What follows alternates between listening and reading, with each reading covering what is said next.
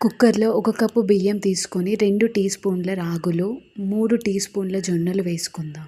ఇప్పుడు water add చేసుకుంటూ క్లీన్‌గా వాష్ చేసుకుందాం. రా రాగులు అంత తొందరగా క్లీన్ అవ్వవు. ఒక 2, 3 సార్లు వాష్ చేసుకోండి.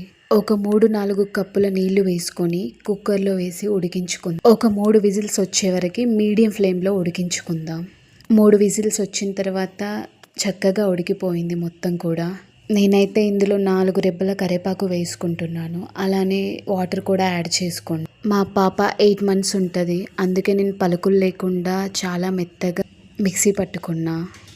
ఫుడ్ అయితే రెడీ అయిపోయింది. నేనైతే మా పాపకి మార్నింగ్ బ్రేక్ఫాస్ట్‌లో ఎక్కువ పెడతాను.